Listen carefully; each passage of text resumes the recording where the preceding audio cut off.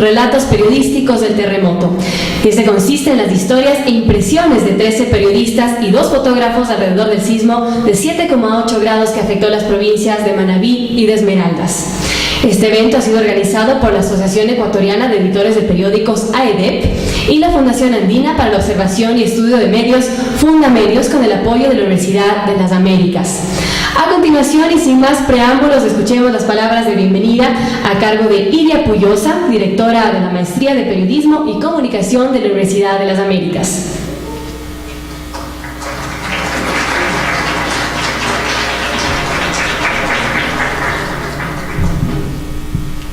Buenas noches, es un placer para nosotros en la Maestría en Periodismo de la Universidad de las Américas ser anfitriones de este evento en el cual tenemos la oportunidad de conocer 2 importantes productos que reflejan lo que fue la cobertura periodística del terremoto del pasado mes de abril. Vamos a conocer de primera mano de quienes hicieron este trabajo, cómo fue esa cobertura y los materiales que han sido reflejados tanto en el libro como en el documental. Además, vamos a contar con la presencia, es un honor para nosotros de tener aquí a Miguel Ángel Basteiner, quien va a estar conversando con ustedes y transmitiendo de alguna manera su experiencia a los jóvenes que aquí nos acompañan. Veo muchos estudiantes de periodismo de la carrera de pregrado y también algunos estudiantes nuestros de la maestría en periodismo, además de algunos colegas profesores y amigos que están ejerciendo el periodismo en los medios. Es un placer para nosotros que estén todos acá, que podamos compartir esta experiencia de la cobertura del terremoto y tener estos materiales que dan cuenta de cómo fue este proceso, de cómo fue este trabajo y poder tenerlos tan pronto, poder recibir ver el documental, ver el libro y conocer esas experiencias de primera mano, forma parte del aprendizaje de cómo hacer cobertura en situaciones de riesgo y cómo llevar esa cobertura a nuestras audiencias, a los públicos que están interesados en las cosas que están ocurriendo en el país. Sin más preámbulos, vamos a seguir con el programa. Vamos a tener luego las palabras del nuevo decano de la Facultad de Comunicación, Carlos Gijón, quien nos acompaña por primera vez. Es también un gusto para nosotros tenerlo acá, así como a todos los colegas que participaron en este proyecto. Muchas gracias.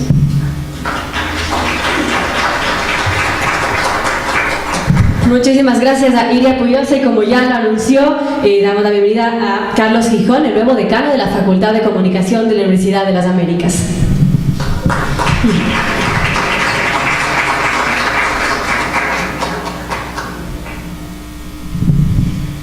Buenas noches, es muy grato recibir en esta casa al señor Miguel Ángel Basteiner, uno de los periodistas más prestigiosos de Hispanoamérica, y es muy grato también estar aquí comentando, presentando un nuevo libro. Siempre es importante y siempre es muy grato presentar libros. El día del terremoto, el día del terremoto, la fragilidad de la vida pues quedó al descubierto. El terremoto desnudó de pronto, de improviso, nuestras debilidades, nuestra fragilidad. Ese día creo que la sociedad mostró muchas debilidades, los periodistas también. Ese día nos tardamos mucho como periodistas, como prensa, en informar alguna catástrofe, algo que estaba ocurriendo, que estaba sacudiendo a nuestro país. Yo creo que sacudió también a la profesión, desnudó nuestras debilidades, nuestras fragilidades.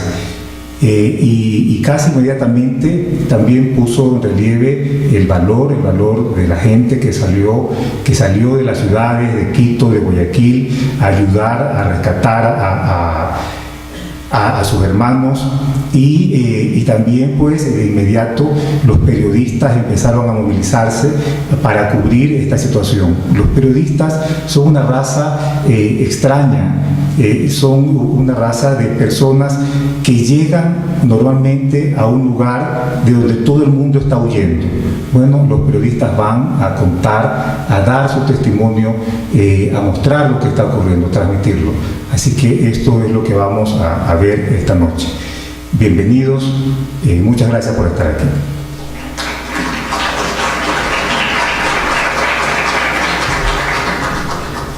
Agradecemos a Carlos Gijón y a esta hora tenemos la intervención de César Ricarte, director ejecutivo de Fundamedios.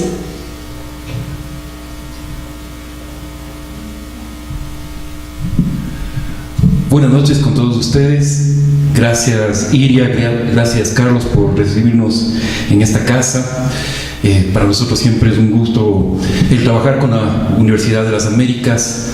Este año hemos tenido algunos eventos, pero yo creo que este es quizás uno de los más importantes, aunque todas las criaturas de uno les tiene cariño, pero realmente la historia de este libro, este documental y de la venida de Miguel Ángel Bastenier es como esos rompecabezas que se van armando pieza por pieza y al final no sabíamos qué figura iba a tomar, pero ha tomado una figura y creo que es una figura hermosa.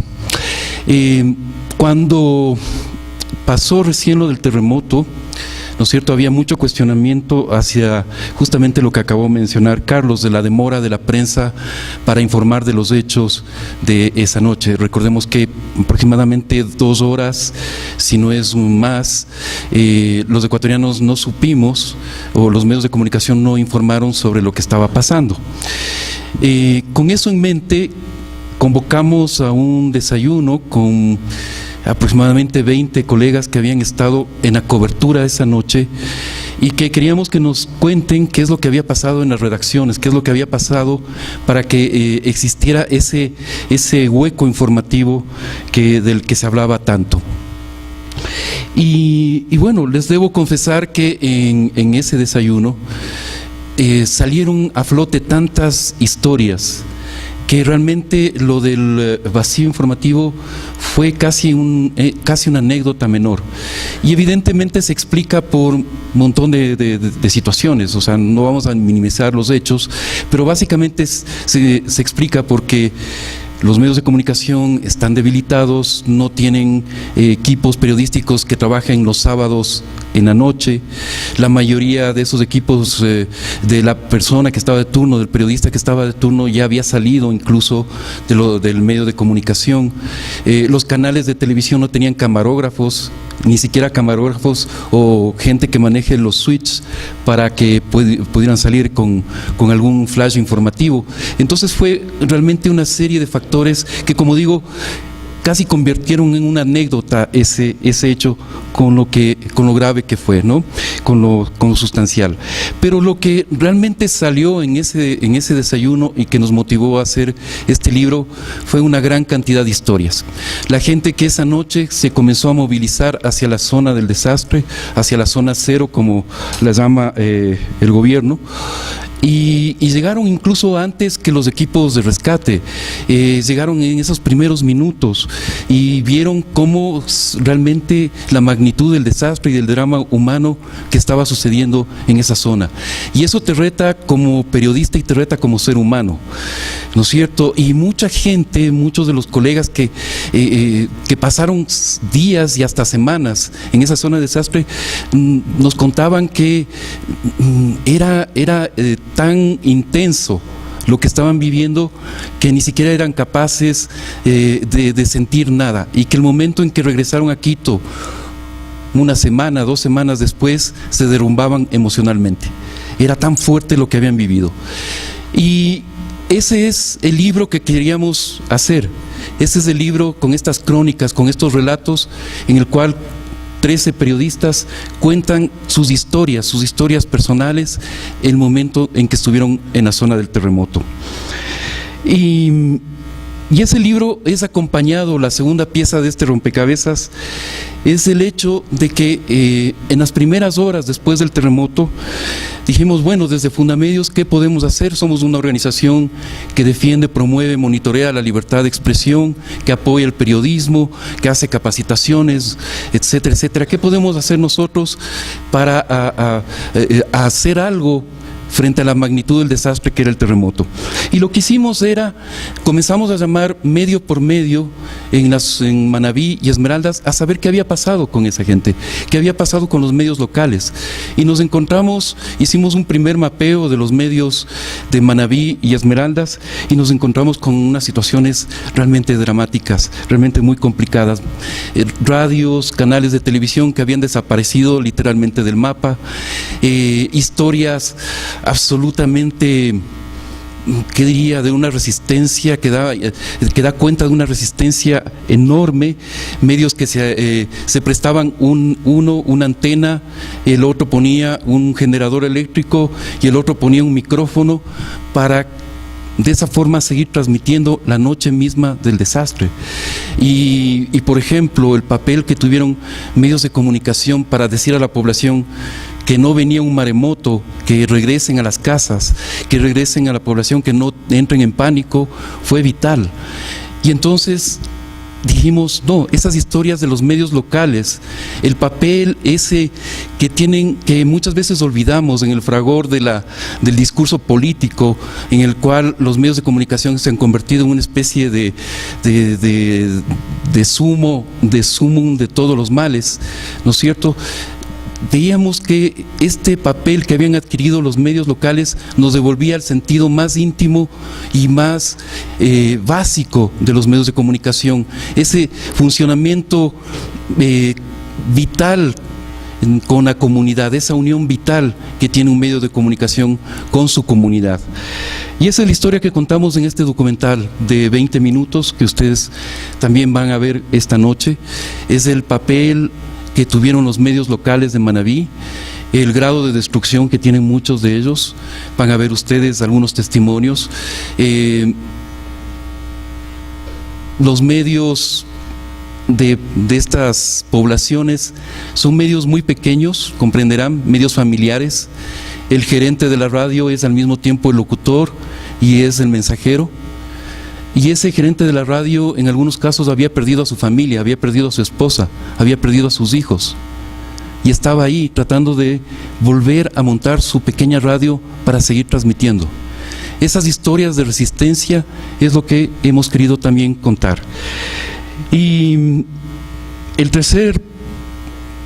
la tercera pieza de este rompecabezas fue la venida de este ahora ya entrañable amigo que es Miguel Ángel Bastenier. Habíamos, a través de un amigo común de Luis Verde Soto, habíamos establecido contacto, fijamos ya una fecha y dijimos, nos parece perfecto el hacer la presentación de este libro y este documental cuando venga Miguel Ángel acá al Ecuador. Así que esta noche es la consecuencia de esa conjunción de tres piezas de un rompecabezas y, como digo, creo que al final del día tenemos una figura realmente importante, realmente interesante. En el Ecuador, yo siempre lo he lamentado, los periodistas escribimos muy pocos libros salen de las manos de los periodistas ecuatorianos. Y en esta ocasión tenemos a 13 cronistas, 13 reporteros que están contando las historias del terremoto.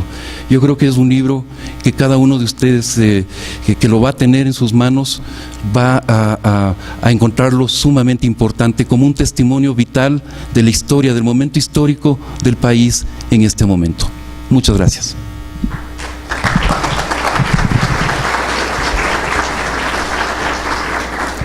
Agradecemos a César Ricarte y en este momento vamos a dar paso al panel para la presentación del libro 658 PM, Relatos Periodísticos sobre el Terremoto, con 3 autores de los textos y a la editora de la publicación, Mariana Neiro. Vamos a presentar primero a los panelistas y les vamos a pedir que vengan acá al frente.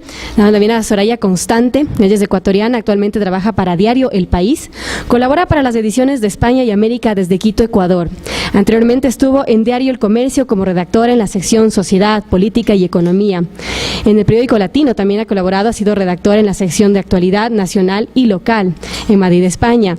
También ha sido redactora del diario 20 Minutos, en un blog de la comunidad latinoamericana en España, también en la agencia de noticias EFE y en la redacción de Sociedad y prácticas en diario Últimas Noticias como coordinación y redacción del área judicial, también en Quito, Ecuador.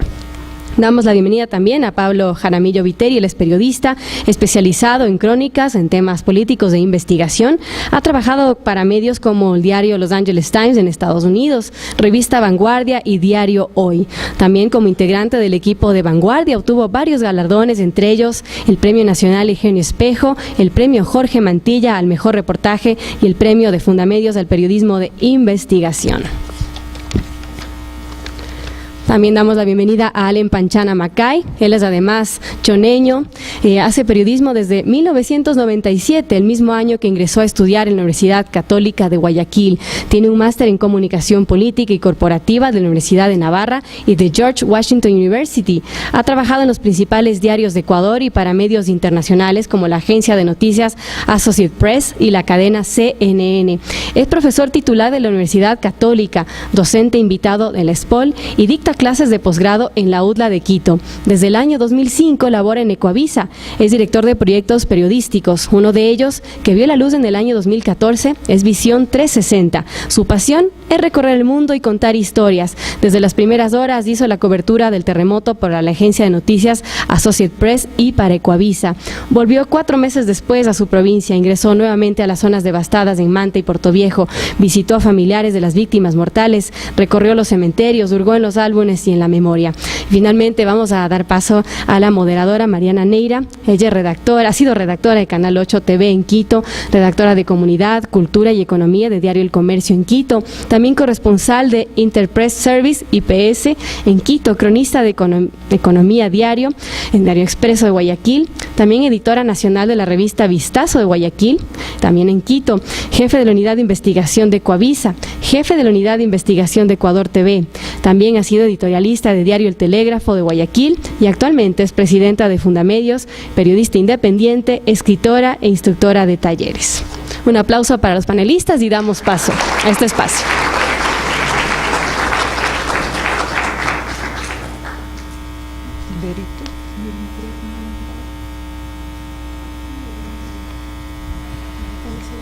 Bueno, hasta que nos solucionen un problemita técnico. Pero antes, yo estoy aquí en este momento para hacer mi función de moderadora y como editora que soy de libro, sí quiero expresarles algunas opiniones de lo que he observado en el trabajo que hicimos con los compañeros, que fue realmente fantástico porque de una puntualidad increíble, de una voluntad increíble, de un deseo de contar lo que vivieron dentro de la cobertura periodística que realizaron en ese fatídico 16 de abril de 2016 en Manabí y Esmeraldas.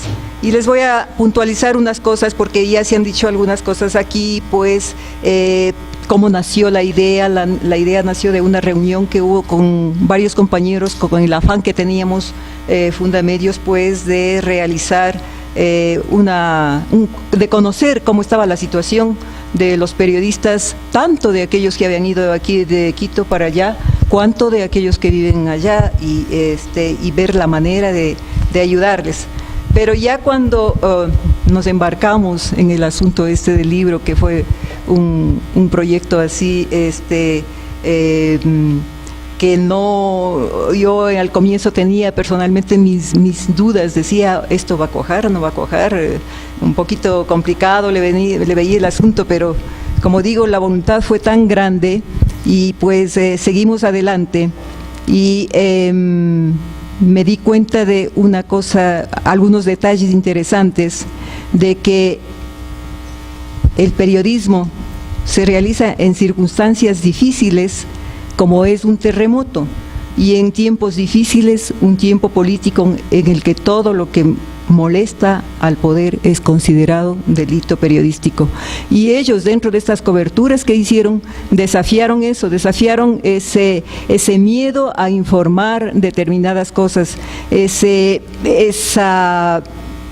situación, esa posibilidad de que ya les censuren, de que por A o B les demanden, porque nosotros realmente estamos acorralados por una ley de comunicación que todos sabemos ha creado un cerco alrededor de la comunicación, de manera que dentro de eso consiguieron hacer unas historias muy bonitas para sus medios, para el exterior, y ahora en este libro lo hicieron para dar a conocer lo que sintieron el momento que estaban escribiendo, el momento en el que estaban escribiendo para sus medios, el momento en el que estaban haciendo tomas para sus medios. Porque les voy a hacer notar una cosa, todos los periodistas que han participado en este libro son de alto nivel, están vinculados a empresas nacionales, a medios nacionales e internacionales de alto nivel. Y algunos como freelance, otros en relación de dependencia.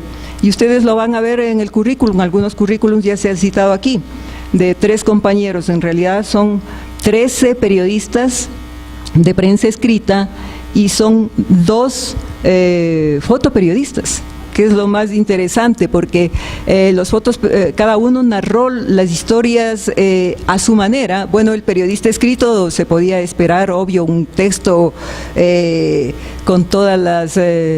con toda la técnica que tienen ellos como periodistas de pluma, digamos, ahora de computadora, pues, y me llamó la atención de los fotoperiodistas, especialmente narraban con una ternura y con una visión, como digo yo, casi de camarógrafos, casi de como una película. Y tenemos además un periodista de televisión que lo escribió, Freddy Paredes, ustedes lo van a ver ahí. También me sorprendió porque, y él me dijo, Mariana, yo no sé escribir, así es que yo te voy a mandar como escribimos en la televisión. Y bueno, sí que costó un poquito editar, pero los puntos y las comas, nada más. Entonces, fue sincero conmigo y yo les puse mucha atención a ellos precisamente para darle cierta unidad, para darle, sin que eso signifique censura, para darle una unidad al libro, ¿no? Una unidad de estilo que lo tiene, creo que lo logramos. Otro asunto interesante es que tenemos un manabita y un esmeraldeño, que ese momento del terremoto, pues, cuentan cómo vivieron, ¿no? O sea, ese desdoblamiento que se dio en ellos. Por un lado era el periodista que quería correr a la noticia, a ver qué había pasado, porque felizmente a ellos no se les cayó el techo, no se les cayó la casa. Y por otro lado, el compromiso con su familia se aferraba, como digo en la introducción, en el prólogo del libro, se aferraba la familia al papito, ¿no? Que no te vayas, papito, no te vayas, porque nos quedamos solos y a ti te puede pasar algo. Entonces él se zafa de esa situación para cumplir una misión, la misión de periodista. Son muy tiernas esas historias, me llamó mucho la atención. Y por otro lado, hay 2 compañeras que están vinculadas a Fundamedios, que me impresionó la manera tan real como consiguieron las historias de la situación que enfrentaron los medios locales. Algo lo dijo ya César, cómo se quedaron en un momento en el que más se necesitaba la comunicación, el nexo entre ciudadanos, el nexo con las autoridades, en fin, toda clase de nexo para conseguir ayuda. La ayuda vital en ese momento era de agua y alimentos. Se les cayó la casa, por ejemplo, hay el drama de un compañero que la casa la señora con los nietos se fue a la cocina porque querían prepararse algo. El señor se quedó en el dormitorio y se cayó la cocina, se murió la familia en la cocina y él se quedó en el dormitorio. O sea, cosas son tan dramáticas, ¿no? Y estas chicas de Fundamedios, que son Susana y Cristina, pues la consiguieron de una manera muy, muy real, muy vívida, como si ellas hubiesen vivido, participado, estado en ese momento de la historia de esta catástrofe, ¿no? Hay otro asunto que me llamó la atención, la alta participación de compañeras mujeres. Tenemos 5 mujeres en el grupo de 15, porque son 13 periodistas de prensa escrita, más 2 fotógrafos, son 15, y de ellos 5 son mujeres. Y cómo trabajan. Es impresionante, ustedes se van a dar cuenta cuando lean la historia. Yo digo, realmente en el periodismo no hay división de sexos. ahí todos somos periodistas, es increíble, porque con su cámara la una correteó y estuvo participando en el rescate de las víctimas, incluso de los escombros. La otra compañera, aquí hay otras compañeras, estoy confundida aquí con el compañero fotógrafo periodista varón. Él también estuvo participando, pues, y él es extranjero, es otra cosa, otro detalle. Tenemos un español, a propósito, tenemos un español en el libro, a propósito del ilustre visitante que tenemos en este momento. Él es fotógrafo y él también estuvo participando dentro de esta... porque el periodista también en ese momento de la cobertura se desdobló, valga la redundancia de esta palabra, a la vez que iba haciendo la cobertura, iba ayudando en el proceso de rescate o transmitiendo a las autoridades, vea, allá hay una víctima, allá hay una necesidad. O sea, se convirtió en un voluntario más, saliéndose incluso de los límites del periodismo que algunos podrían hasta criticar, ¿no?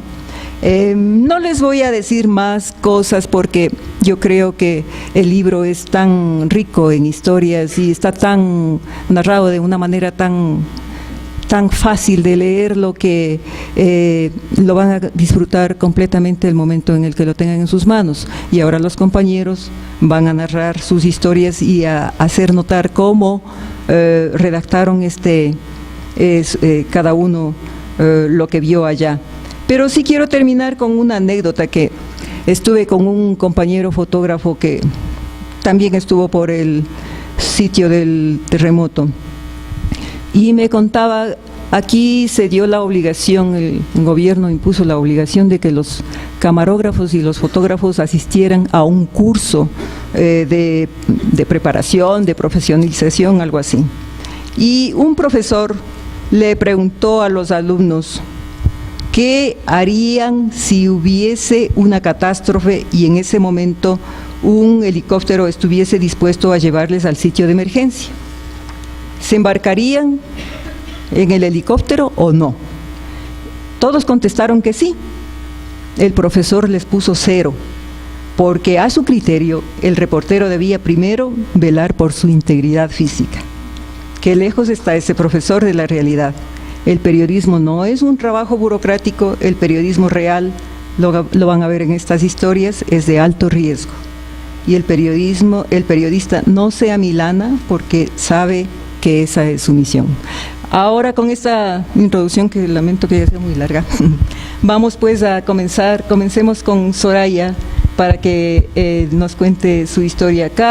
Una explicación, cada periodista va a tener 10 minutos de intervención, luego vamos a abrir, luego de que los 3 intervengan, vamos a abrir un pequeño foro para que ustedes hagan preguntas y respuestas. Buenas noches. Antes que nada, muchas gracias a las autoridades de la UDLA que nos han abierto este espacio y el agradecimiento a Fundamedios por condensar estas historias en este libro, que ya lo verán ustedes, muchas de las historias están narradas en primera persona, con lo cual se entiende que fue una catarsis para muchos de nosotros, porque no siempre podemos informar en primera persona, porque interesa obviamente mucho más otro tipo de testimonios, otra información oficial, y lo que nos pasa a nosotros queda un poco para el Facebook o las anécdotas, las conversaciones con amigos. Entonces, sí se agradece haber tenido este canal para poder sacar cosas que las guardábamos y que por ahí sirven de orientación para que no cometan los mismos errores. Ojalá no haya otra catástrofe así, por supuesto, pero si hay una cobertura similar, que sepan que hay que tomar ciertas precauciones, y sí, lanzarse, pero también detenerse a pensar quizás unos 5 o 10 minutos, que quizás no vas a volver a dormir en tu casa esa noche, ni la siguiente, ni la semana siguiente, y pues hasta que tu cuerpo resista un poco. Eso a mí me pasó, y ahí me di cuenta de la soledad en la que yo trabajaba aquí, a diferencia de mis trabajos anteriores que fueron cobijados en una redacción. Cuando yo cubrí esto para un periódico de España, El País, me di cuenta que nadie me iba a relevar a los 3, 4 días, que era como el tiempo que a otros compañeros les sacaban de la zona por salud mental de la gente, y un poco fue bueno no tener los jefes aquí cerca, porque también no te direccionaban la información, que también fue como un lastre para muchos compañeros que les pedían historias que por ahí ya no querían seguir tocando. Pero también fue difícil no tener un relevo en mi caso personal, porque ahí sí fue hasta que el cuerpo aguante, y mi cuerpo aguantó 2 semanas, que fue cuando decidí que ya había visto todas las zonas ceros, ya tenía que salir a oxigenarme un poco.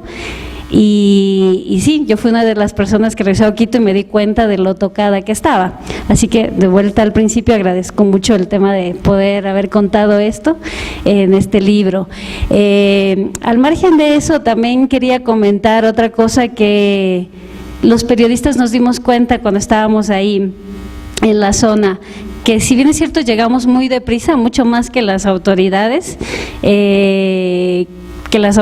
incluso, y fue bueno que no llegó esa restricción a la que estamos acostumbrados en las ciudades, porque todo fue tan sobre la marcha que hasta la restricción de la información llegó tarde a las zonas ceros. Todavía las vallas tardaron en llegar, cosas tan mínimas como una cobertura para un cadáver tardaron de llegar. Entonces ese tipo de restricción no la sentimos al principio, pero también fue arrojarse a una realidad que ahí tuvimos mucho que valorar, la gente que yo podía dirigir el enfoque que quería dar, y fue una cosa como natural. Al segundo día decidí que no quería, por protección mía también, ya no quería contar más historias tristes, más historias de muertos, más seguir preguntando a la gente por el dolor. Es una cosa súper dura, que por ahí la gente que hace Crónica Roja, yo qué sé, te vuelves un poco cínico, lo vas haciendo un día, otro día y así, pero en ese momento era una cosa que, al menos a mí, mi cuerpo me dijo: no quiero hacer esto, quiero contar historias de sobrevivientes, supervivientes, que por ahí son las historias permanentes, es de la gente a la que tenemos que acompañar después de del sismo y de las réplicas. Es la gente que va a seguir aquí, que en las futuras visitas que yo haga a la zona cero voy a seguir contactando para seguir viendo qué pasa y tal. Y a esto voy al tercer momento que quería enfocar, que sale de este libro y que queda así como una puerta abierta y una invitación a ustedes, que pues más adelante saldrán ustedes a trabajar, o si ya están en prácticas profesionales y tal.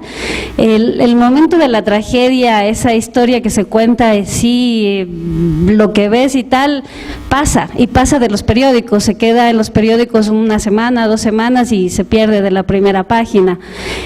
Pero quedan muchas otras cosas, que es el hilo que ustedes tienen que seguir tirando. Para no ir más lejos, Haití, 6 años después, todavía hay gente que sigue viviendo en campamentos, en albergues, pero ya no es noticia, lamentablemente. Pero los periodistas locales, es un compromiso que uno tiene que tener. O sea, aunque no haya sido en el primer momento, ir, acompañar a la gente y ser un poco, no sé si supervisores de que se cumplan esas promesas que se hicieron en un primer momento. Es algo que a mí me inquietaba mucho cuando salí de la zona, saber, y me agobiaba, saber en cuánto tiempo van a recuperar la normalidad y cómo cada uno desde su posición los puede ayudar. Pues el periodista los puede ayudar haciendo de ejercer presión, de contar las cosas que no se han cumplido. Eso les quería comentar.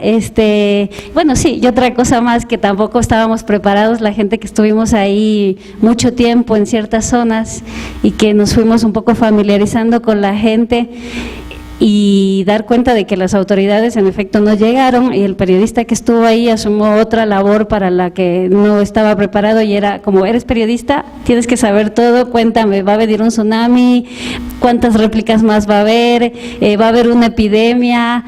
Entonces de repente tu trabajo se volvió dual, porque por un lado hacías los despachos para el periódico Y por otro, tenías que hacer un despacho de una información para la gente, servir un canal de información, que tampoco había en ese primer momento, o si había estaba muy disperso, o simplemente la gente por ahí le creía más al periodista que a la autoridad de turno que se pasaba por ahí. Entonces también fue destinar un tiempo a esto y fue una de las cosas que pues que se te dio naturalmente, pero para la que por ahí no estabas preparado y te tocaba buscar información, porque sabías que a la vuelta de la esquina alguien te iba a preguntar algo así. Y les animo a que lean los relatos, todos son muy ricos, algunos reviven los testimonios de la gente, pero muchos cuentan en primera persona cómo lo vivimos, y eso realmente les va a servir a ustedes sin una lección como para que no cometan los mismos errores que nosotros cometimos. Muchas gracias.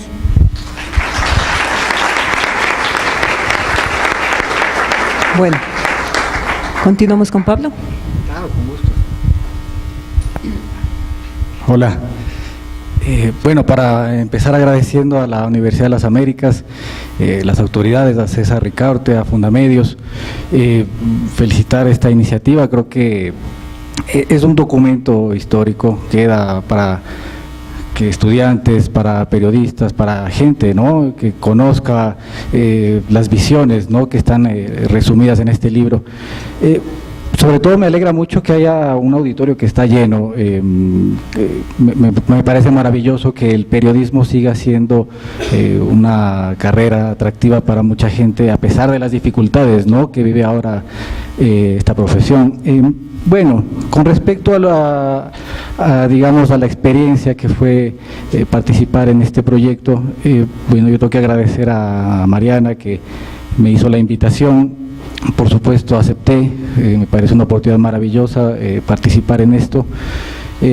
Contarles un poco, ¿no?, cómo fue en lo personal este proceso. El terremoto, ¿no?, que ocurrió el sábado 16 de abril, yo en lo personal no pensé que me iba a tocar estar allá en la zona del desastre. Yo soy periodista, digamos, hace unos 3 años, era muy activo, periodista de diario, trabajaba en revista Vanguardia después, pero ahora estoy un poco alejado, no diría totalmente, hago periodismo freelance, me llaman de vez en cuando medios de comunicación, me solicitan algún tipo de ayuda, pero no es el periodismo diario, ¿no? Entonces yo no pensé que me iba a tener que desplazar hasta a Puerto Viejo, como fue en este caso. Me llamaron del diario Los Angeles Times y pues obviamente, digamos, al principio la tragedia no se conocía, ¿no?, la magnitud. Creo que las redes sociales sirvieron de mucho para que la gente poco a poco se fuera enterando de la dimensión del desastre. Es cierto, ¿no?, que los medios de comunicación tardaron un poco, pero creo que las redes sociales evidenciaron más todavía esta debilidad que pudo haber ocurrido ese día. En mi caso, bueno, este diario me pidió que le empezara a enviar reportes, es lo que empecé a hacer, reportes cada hora, contando, ¿no?, lo que estaba ocurriendo, lo que se veía en redes sociales al principio. Posteriormente vimos que la cifra de fallecidos aumentaba considerablemente y en un momento me dijeron: Pablo, tienes que ir a la zona. Obviamente, bueno, para mí fue sorpresivo, pero uno como periodista, aunque no esté todo el tiempo activo, pues uno tiene que estar listo, ¿no?, para este tipo de coberturas. Creo que fue un ejercicio de periodismo supremamente interesante, digamos, periodismo puro. ¿A qué me refiero? Las dificultades, o sea, llegar a una zona tan devastada, ¿no?, en este caso Puerto Viejo. No había luz eléctrica en casi ninguna zona, en ninguna parte de la ciudad, caótica, el centro destrozado totalmente, las edificaciones demolidas, digamos, el ánimo de la gente, ¿no?, era terrible. Yo llegué, me acuerdo, a las 6 de la mañana, y llegué al terminal, había llegado desde Guayaquil, ¿no?, agarré un bus en la madrugada, llegué a las 6 de la mañana a Puerto Viejo, y lo primero que me encontré fue un periódico, el diario de Manabí, que es el diario de mayor circulación en esta provincia. Un titular terrible, era algo así como muerte y desolación y la cifra de muertos, y era algo obviamente que uno le eriza, ¿no? Entonces, digamos, entrar en la ciudad con esa situación tan terrible, las dificultades de la cobertura, ¿no? El no tener fuentes de información oficiales, autoridades, el tener uno que buscar, ¿no? Testimonios y encontrarse con historias realmente dolorosas. Yo recuerdo el primer testimonio que pude recoger fue de una señora, una costurera. Tiene, pues, me recuerdo algo así como 65 años, no recuerdo muy bien. En el libro está, porque el mejor amigo del periodista es la libretita, ¿no? Al menos en mi caso, y la libretita noté todos los detalles, pero está en el libro. Pero era una señora de unos 60 o 65 años que me empezó a contar cómo vivió el terremoto, y era una persona cuyo padre estaba acostado al lado de ella, estaba en el piso en un colchón, un señor de más de 90 años. Y la señora lloraba y me contaba, ¿no?, cómo se le había destrozado, pues, años de trabajo, ¿no? Su casa estaba en muy mal estado, había perdido sus enseres, sus muebles, su cocina, su refrigeradora. Y como les decía, ¿no?, esta señora costurera me contaba que encima de eso las personas, digamos, ya tenían contratos, no le pagaban, le debían como 3 meses, y que ahora ella veía imposible que la gente le pagara. Una situación terrible, y pues obviamente uno, ¿qué puede hacer, no? Tratar de sobreponerse y escuchar, porque lo mejor que uno puede hacer como periodista en esos momentos es tratar de captar digamos, el sentimiento de la gente, ¿no? Tratar de eso reflejarlo en el texto posterior, para que otras personas vean, ¿no? y entiendan el impacto que ocurre en estas zonas. Ese fue el primer testimonio y fue muy fuerte. Y luego recuerdo otro que me impactó, fue ver a un señor, un joven, diría, de unos menos de 30 años, con la mirada perdida. Yo no sabía qué le pasaba. En algún momento lo pude abordar y el tipo estaba mirando el tercer piso de un edificio que había sido totalmente destruido. Adentro estaba su hermana. Y él obviamente pensaba que su hermana había fallecido. Cosas así, ¿no? Terribles. Y uno caminar por ahí, saber que debajo de tantos escombros seguramente hay decenas de cadáveres. Y, pues, es algo impactante, ¿no? Pero que uno trata de sobreponerse, tratar de llevar la noticia, la información. En este caso tuve el privilegio de mostrarlo a un medio internacional.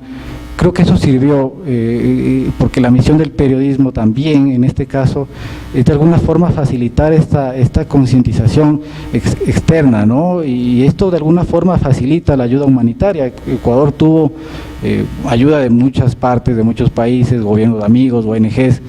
Creo que el periodismo también ayudó a eso, que se conozca, que se vea, digamos, todo el dolor, la tragedia de esta gente, ¿no? En lo personal, como les decía, fue un ejercicio de periodismo tenaz, ¿no? Algo que muy pocas veces uno tiene que hacerlo, creo, pero que bueno, hay que estar preparado, es difícil, pero creo que a uno le puede quedar al final la satisfacción de haber hecho el trabajo de la mejor forma que uno puede, y que eso de alguna forma colabora a que se conozca, ¿no? Gracias, Pablo. Vamos ahora con Allen. Hola, buenas noches a todos. Primerísimo, gracias a Fundamedios y felicitaciones por toda esa labor impresionante que están haciendo. Gracias, amigos como César Ricardo Ortega, Susana Morán, y un agradecimiento especial a nuestra super editora. Parece que siguiera trabajando en el periodismo diario, porque, un poco para darles contexto, en mi caso recibo la invitación el 28 de julio para que colabore. Entonces, un documento de Mariana muy bien sistematizado, con las instrucciones súper claras y el deadline clarísimo, la fecha de entrega. Entonces uno recibe eso y yo juraba, decía, bueno, yo esperaba el libro para 2017, hasta que se arme, se edite, se imprima. Mes y medio. Entonces, de verdad que felicitaciones, porque ha sido un trabajo arduo y creo que el resultado es impresionante. Así que, Marianita, de nuevo felicitaciones, y a todo el equipo de Fundamedios. Gracias también por estar aquí, amigos de la EDEP, como Diego Cornejo Menacho. También amigos de siempre, como Carlos Gijón aquí en la UTLA y Airia Puyosa. Un poco aproximarse a estas historias es complejo, porque... y permítanme ser un poco críticos, porque en las facultades de comunicación hay 25 facultades de comunicación o carreras de comunicación en todo Ecuador. pero en ninguna hay una materia que te acerque a hacer coberturas de catástrofes o periodismo en situaciones de catástrofes, que debería ser periodismo y ética en situaciones de catástrofes, por ejemplo. Si hay, y famosísimo, entonces, comunicación de crisis, ¿no? Entonces, rapidísimo, cómo salvar la reputación de la empresa cuando el gobierno ataca o etcétera. Está bien, que no está mal, pero creo que los periodistas trabajamos con lo más importante, el ser humano. Entonces, ante eso, ¿cómo es tu abordaje? Y no hay nada más importante allí que los códigos deontológicos. Entonces, por eso, materias fundamentales como ética, materias fundamentales como que te habla del valor del ser humano, o la psicología de la comunicación, o la psicología de la percepción, se convierten en vitales. Yo trabajo en televisión hace 12 años, antes hacía periodismo escrito. Entonces, resulta que tú llegas al lugar, yo llegué con mi equipo, yo estoy a cargo de un programa dominical que se llama Visión 360, y aunque mis labores son de un poco la parte operativa, dirigir el programa, pero creo que el periodista siempre debe ser un reportero nato, siempre debe volver al lugar de los hechos, totalmente, creo que era mi obligación volver. Además soy manabita, yo nací en Chone y trabajé en Puerto Viejo de 2004 a 2005, entre Puerto Viejo y Manta. Entonces, claro, en televisión vamos con las cámaras y ahí mi amigo aquí Sergio Quinaluisa prende las luces y todo eso. Entonces, para hacer la entrevista tienes que poner el micrófono y el sonido y toda la parafernalia, ¿no? Entonces tú dices, ¿cómo yo respeto el dolor? ¿Cómo respeto a la víctima? Si ya per se la imagen llorando, la persona desesperada abrazando ataúdes es demasiado poderosa. ¿Por qué tengo que preguntarle, como vi en muchos canales, ¿y cómo se siente? Entonces es un poco devastador, porque además tú dices, o sea, son mis colegas los que están haciendo eso. Tú veías canales internacionales, yo veía por ejemplo cómo estaba trabajando Al Jazeera. Entonces, Al Jazeera trabajaba con un sonidista, el boom, que solo cogía el ambiental, la cámara a determinada distancia, y el reportero, ni siquiera la persona empezaba a hablar, el sonido se tomaba el sonido de una distancia con bastante cautela, una suficiente cautela, pero sobre todo con el suficiente respeto y la reverencia. Es una situación muy dura. Es que necesito el nombre para el generador y la edad. O sea, lo siento, la imagen de por sí es demasiado poderosa. Por eso quienes hacen o hacemos televisión debemos comprender que la imagen, que finalmente es tan fuerte que bloquea cualquier capacidad crítica de la audiencia, porque finalmente así es la televisión. Entonces, resulta que debemos saber que nuestra responsabilidad ulterior, muy de moda esta palabra, por cierto, realmente es mayor. Entonces, para nosotros fue súper complicado. En ese trayecto, nosotros fuimos el primer medio nacional en llegar, porque dijo César algo súper importante y quiero reiterarlo, que resulta que este país es un poco exagerado y un poco extraño. Todos los canales tienen 6 espacios informativos desde las 5:45 de la mañana, que está despiértese con TC Televisión, hasta la medianoche, que está mi querida amiga Tania Tinoco dando las noticias. Pero ¿qué pasa? Esos 6 espacios informativos. El sábado es como que no pasa nada. El mundo se paraliza. O sea, tú dices, no puede ser. Aquí nuestros vecinos de Colombia, por ejemplo, tienen su informativo, su telediario o su noticiero al mediodía y en la noche. ¿Ok? Entonces resulta que primero estaba informando CNN lo que pasaba acá y estaba informando Caracol Televisión u RCN. Me da culpa para ustedes estudiantes, para que hagan un poco trabajos de titulación. ¿Saben cuánto se demoraron el primer flash informativo? Y yo siempre insisto, y no me veo el ombligo, porque trabajo en un canal. Justamente fue mi canal, fue 1 hora 42 minutos en transmitir el primer flash. Empiezan a ver el récord y luego los otros se demoraron. Ojo, hay 42 medios públicos. A ver si se unieron con tiempo para un poco informar lo que ocurría. Entonces, también debemos ser críticos frente a esa circunstancia y decir qué está ocurriendo.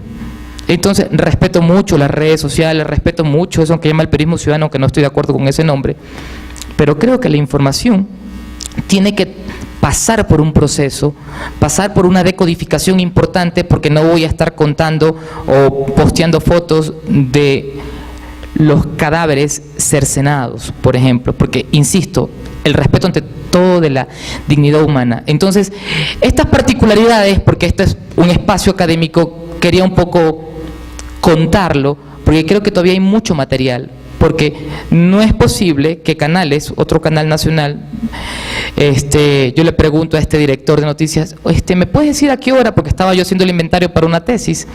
Y me dice, Allen, nosotros salimos como casi a las 2 horas. Y digo, ¿por qué? Me dice, es que no había sonidista. Estábamos todos, pero no entendíamos quién aplasta el botón, me decía, para poner el sonido. Y yo decía, ni siquiera hay un protocolo de emergencia. No solo eso, sino que mucha gente decía, es que no se puede informar por la ley de comunicación. La ley de comunicación no habla nada al respecto, porque la ley de comunicación es mala, muy mala, ni siquiera a eso se refiere. Y sí, había estado de excepción, pero este estado de excepción particularmente, a diferencia de lo que pasó con el Cotopaxi, no establecía censura previa. Todo lo que se decía era especulación. Entonces, estas reflexiones les digo porque hubo un debate muy fuerte. Nosotros viajamos la misma noche del sábado. Nosotros tenemos la ventaja porque la mitad del equipo de Visión 360 es de Manabí. Como les dije, soy manabita, entonces dije, vámonos. Muchas personas nos estaban pasando fotos directamente, entonces sabíamos que la situación era realmente grave. Pero el mismo equipo me decía, Allen, ¿para qué vamos a ir si hacemos un programa semanal, tal y cual? Yo digo, creo que es importante ir. Y finalmente ha sido el peor desastre natural en los últimos 70 años. Creo que había muchas cosas que contar. Cuando llegamos allí, vimos que ni siquiera el diario había circulado el domingo. El diario Manabí no circuló, la voz de Manabí se cayó. No estaba Manavisión, tampoco la radio amiga, tampoco el diario, tampoco estaba La Marea, ni Radio Centro. Recordemos que son un conglomerado de medios que se llaman medios Ediasa. No estaban circulando. Y tú decías, algo grave está pasando acá. Entonces, los medios nacionales, porque para esto evidencia una cosa más, el bicentralismo, todas las coberturas de Quito y desde Guayaquil, y se acabó. Ni siquiera los medios nacionales tienen corresponsales con equipos completos. Entonces es súper triste el panorama porque tú dices, sí, eso ocurrió. Entonces resulta que nosotros estábamos allí, llegamos antes que el equipo de nuestros hermanos de Televistazo. Entonces, y luego yo llamo a la Associated Press, que tengo una muy buena relación con ellos. Yo decía, esta información es importante, no solo que la conozca el país, sino que la conozca el mundo. Porque obviamente ese abrazo no solamente vino del resto de las provincias, sino también de naciones hermanas, para decir, estamos con ustedes. Entonces, es cuando tú ves que la información es realmente importante, como decía Kapuczynski, porque la información, el buen periodismo busca un fin, busca un objetivo. Y este objetivo básicamente era que teníamos, ¿cuántas son? 72 horas claves para buscar sobrevivientes. Y a partir de la hora 72 hay que buscar esperanzas. Como decía Soraya, me encantó eso cuando ella decía, yo quería hablar de sobrevivientes. Claro, como diría Freddie Mercury, show must go on. Entonces, el show debe continuar, la vida continúa. Entonces, por eso era importante conseguir historias como la de Pablo Córdoba, aquel señor que soportó bajo los escombros del Hotel El Gato. Entonces, contar esa historia era importante. Entonces, y aquí una anécdota, una aproximación. Esa historia, la cobertura fue para la AP, para la agencia AP, pero no querían la historia. Me dijo, no, quiero historias de bomberos, me dijo el jefe desde Bogotá. Pero para mí era importante. Yo terminé mi despacho a las 10 de la noche y yo dije, yo igual me voy al hospital Verdi Ceballos, menos mal conozco Puerto Viejo de memoria. Y me fui al hospital y me encuentro con la esposa. Entonces la esposa me cuenta la historia que tenía en el ataúd ya en la sala de la casa, la señora pobre, muy pobre, y le fue a pedir al dueño del hotel, le dice, por lo menos regáleme el ataúd para enterrar a mi marido, dice, le fue a pedir, y me dice, mire, usted no le pagaba el seguro social a mi marido, páguenme el ataúd al menos. 20 años trabajando el tipo en el Hotel Gato, solo los fines de semana, y justo entra su guardia y el terremoto. Entonces Pablo Córdoba quedó allí, ¿y qué resulta? Salió vivo, gracias al celular. Ustedes conocen la historia, una historia que las agencias inicialmente no querían. Entonces, cuando yo cuento toda la historia, y no me dejaban entrar al hospital por todo el protocolo, pero a veces, bueno, muchas veces aquí los periodistas piensan que tienen el carnet gigante y pueden entrar, y simplemente tienes que sonreírle al guardia y decirle, pana, soy de Chone, déjame pasar. Llego allí y me dan 10 minutos el amigo de Chone. Entonces, Pablo Córdoba estaba contándole su historia a las enfermeras, a los doctores, a los internos, a todo el mundo. Estaba feliz. Entonces luego entra un equipo del New York Times. Entonces, y yo decía, no voy con una cara de reverencia, dígame, no me va a preguntar, oiga, don Pablo, cuénteme, entonces vio la luz al final del túnel, o vio la muerte. Entonces, el tipo estaba hecho una fiesta porque finalmente el tipo estaba contento de haber sobrevivido, estaba feliz. Entonces yo decía, pensando ya sobre todo como ser humano, entonces yo digo, oiga, don Pablo, le digo, aquí como decimos los manavitas, su mujer lo quería cafetear, y el tipo se ríe y me empieza a contar toda la historia. Claro, me dice, ¿puede usted creerme? Dice, ya con el ataúd, sí, le falta mucho para que me muera. Entonces, era una historia esperanzadora, porque insisto, el tono también era importante, pero en esa circunstancia. Entonces, cuando tú finalmente debes comprender que tienes que ubicarte en el escenario, pero sobre todo el ritmo, si haces televisión, es importante, pero también el tono. Y en este caso no estaba para televisión, estaba solamente para la agencia. Menos mal me dan permiso en el canal para trabajar para la P. Entonces, para este tipo de cosas tú decías, estas son las historias también que hay que llevar, porque el periodismo no solamente es decir, contar la tragedia, sino, pero sobre todas las cosas, llevar esperanzas. Y obviamente en el libro que cuento acá, y un poco para ir terminando, lo que cuando recibí la invitación, yo le llamé a Mariana desde Manaví, le dije, me ha tocado regresar al 4º mes, no había vuelto, estuve una semana luego del terremoto, porque yo digo, a hacer un ejercicio de memoria, memorístico, no quiero volver a esos escenarios, a ver qué ha pasado luego de 4 meses, quiero volver a encontrar los personajes, y encontré una cosa muy interesante, que básicamente dije, estas no son historias solo de dolor, son historias también de amor. Por ejemplo, una historia que cuento aquí, que el padre estuvo 28 días dando vuelta a las ruinas en el Felipe Navarrete, que fue el lugar que mayor número de muertos concentró. Es un centro comercial hotel, 96 muertos solo en esa zona de los 670. Era una historia de amor también, porque el tipo esperó 28 días, porque suspendieron la búsqueda, pero él dijo, mi hija está aquí, yo siento que mi hija está aquí. Y es por eso que yo pongo cosas así como que esperar también duele.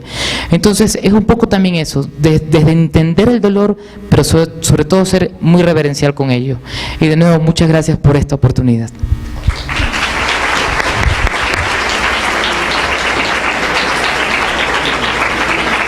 Solo quiero rematar diciendo que cada historia tiene un detalle especial. O sea, cada uno de los periodistas le supo captar el drama y el lado humano del asunto. Bueno, me dicen que no hay opción para preguntas. Yo sugiero, César, que nos convirtamos en un puente, y las personas que tengan interés en conversar con los autores podrían pedir los correos y todo de Fundamedios para que sirvamos de puente para que ustedes contacten con los autores de las notas. Gracias. Bueno, muchísimas gracias a Mariana Neira, a nuestros panelistas, a Soraya, a Allen, a Pablo. Y bueno, ahora es momento de dar inicio al conversatorio con el maestro de la Fundación de Nuevo Periodismo Iberoamericano, FNPI, Miguel Ángel Bastenier. Es licenciado en Historia por la Universidad de Barcelona, estudió Derecho en la misma universidad y se graduó en Periodismo en la Escuela Oficial de Periodismo de Madrid. Fue director de diario Telexpress Barcelona, subdirector del periódico de Cataluña.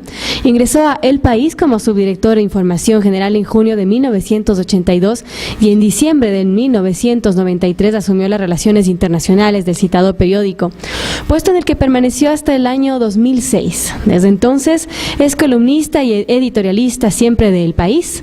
También es profesor de Periodismo Internacional y Reporterismo en la Escuela de Periodismo del País desde 1988 hasta la actualidad. Ha participado en libros colectivos, colaborador de Le Monde, de Liberación, de European, El Espectador de Bogotá y numerosos diarios en América Latina, también sobre temas de política internacional. Es autor de los libros La Guerra de Siempre, de 1999, Palestina, Israel, La Casa de la Guerra, año 2002, ambos sobre el conflicto árabe-israelí, y textos sobre periodismo como El Blanco Móvil, en el año 2001, y Cómo se escribe un periódico, en 2009. Un fuerte aplauso para el maestro Miguel Ángel Bastenier.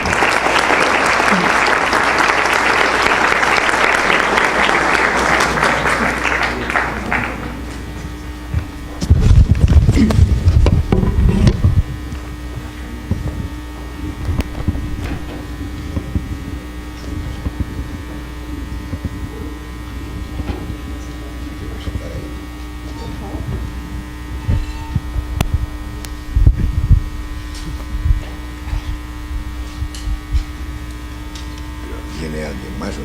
No, solamente. O sea que es un conversatorio conmigo mismo. Y la gata del público, todo ello. Bueno. Soraya Reina, ¿cómo estás? Alumna de la Escuela periodismo, alumna mía.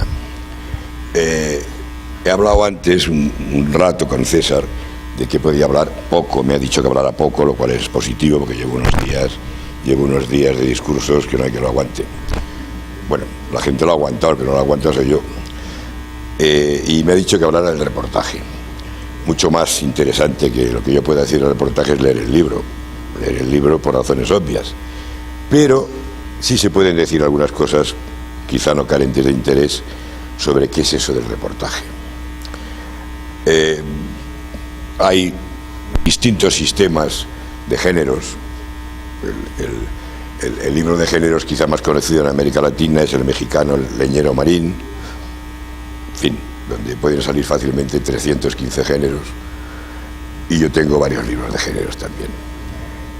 Sin entrar en el fondo de la cuestión, digamos que el género rey, el género total, el género absoluto es el reportaje.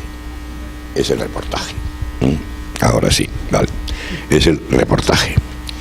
Y está inventado de siempre el reportaje. Es lo primero que se inventa. El periodismo lo inventaron los ingleses, los anglosajones en general y los ingleses en particular.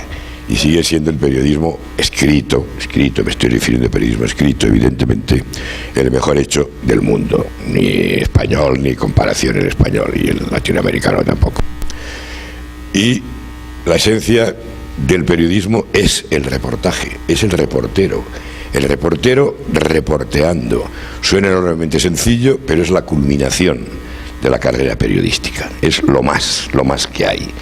Ahora, evidentemente, bueno, una hora que lleva 10 o 12 o 15 o 20 años, ahora con las tecnologías de la información, evidentemente, tenemos grandes ayudas para hacer reportajes. Nos va estupendo tirar del periodismo de datos, porque encontramos una serie de ideas, de enfoques, de ángulos, de datos, evidentemente, con los que enriqueceremos el reportaje, por supuesto que sí. Y muchas cosas más que no hace falta que me enrede ahora hablando de ellas. Pero el reportaje sin tocar humanidad, sin tocar persona, sin hablar, sin lo presencial, no existe.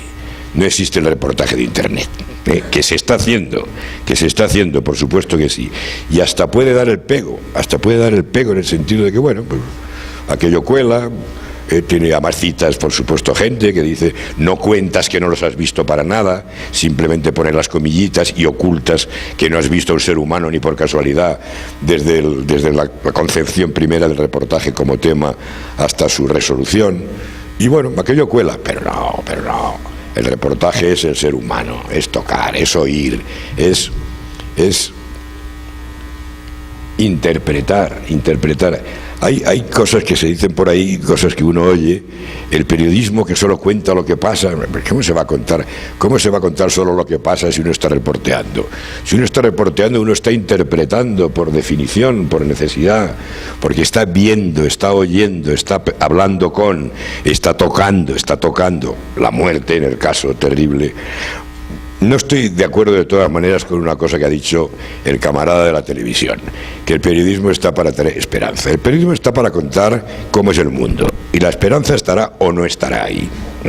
Olvídate de eso, perdona. Eso los curas son los que tienen que traer esperanza al mundo. Los periodistas no tenemos que resolver nada, no tenemos que dar ninguna solución a ningún problema. Que la podamos dar, que ocurre que la demos porque los hechos son así, fantástico. Nadie se enfada por ello, nadie está en contra de eso, pero esa no es nuestra misión de ninguna manera. No estamos para nada bueno ni malo. Estamos para algo bueno, que es explicar el mundo como es. Y eso es una tarea de una responsabilidad y de una dificultad y de una envergadura absolutamente gigantescas. Pero eso no es ni bueno ni malo, eso es lo que tenemos que hacer. Bien, entonces, continúo rápidamente, no quiero hablar mucho más porque si no César empezará a decir que ya me estoy pasando, etcétera, etcétera.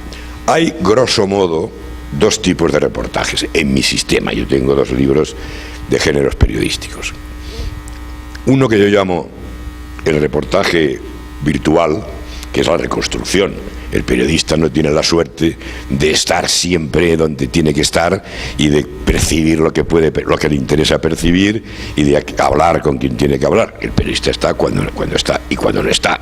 Y hay cosas que han ocurrido hace muchísimo tiempo y evidentemente solo se pueden hacer por medio del reportaje virtual.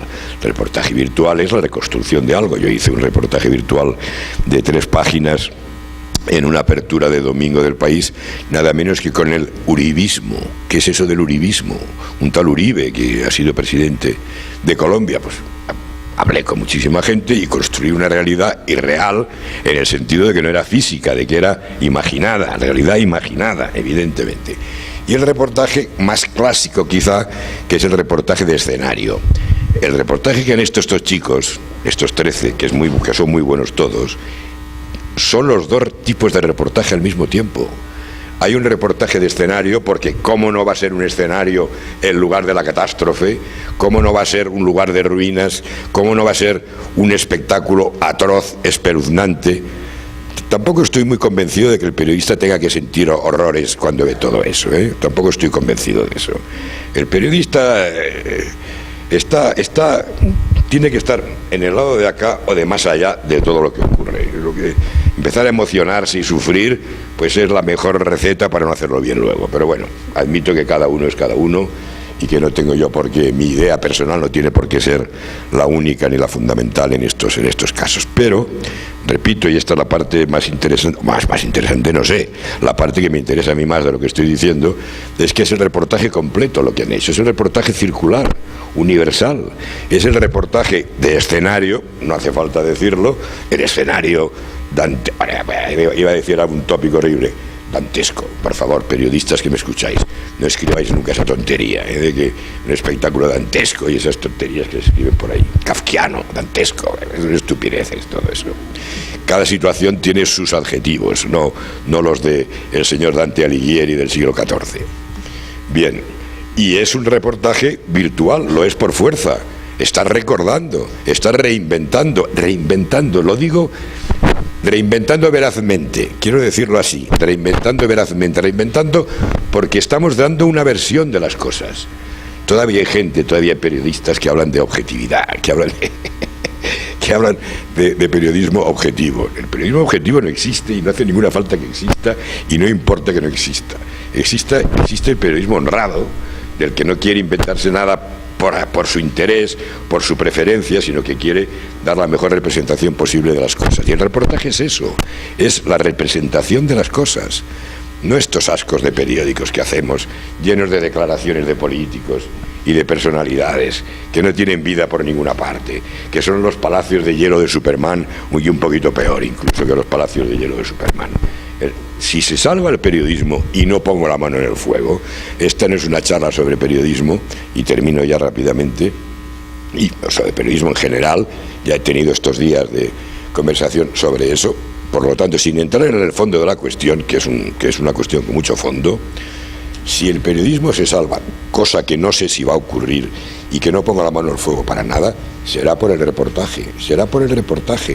Añado que la entrevista yo la considero un subgénero dentro del reportaje.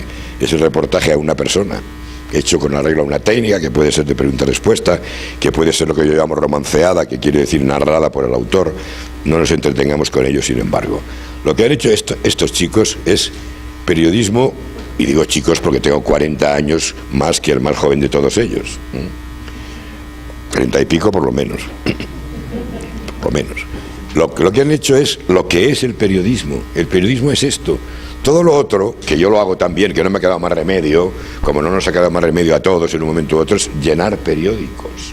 Lo demás es llenar periódicos. Y lo que estamos haciendo es llenar periódicos en Ecuador, en Colombia, en Madrid, en Buenos Aires. En Buenos Aires los llenan bastante bien de todas maneras. Bueno, pues el periodismo no es llenar periódicos, es todo y es lo que Soraya ha aprendido en Madrid y en otros sitios y ha entendido perfectamente y ha puesto en práctica perfectamente. Es la vida. Y termino ya seguro que sí. Internet es imprescindible y para hacer casi cualquier cosa, prácticamente cualquier cosa de calidad, hemos de entrar en Internet.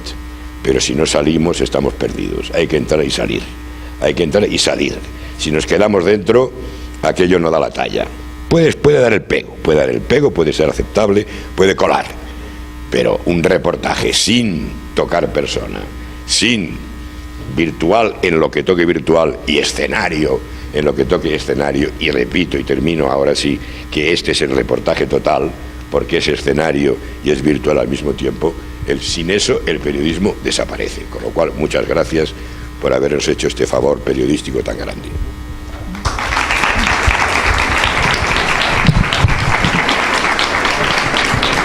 Miguel Ángel, ¿Hay preguntas ahora o no hay preguntas? sí. Miguel Ángel, queremos pedirle que se quede aquí y también llamar a los panelistas de hace un momento, a Allen, a Soraya, a Pablo, para que acerquen acá. Vamos a abrir un pequeño foro de preguntas, creo que hacía poco falta en esta tarde, así que les invito para que pasen al frente y al público que se generen todas las inquietudes que tienen en este momento. Encantadísimo.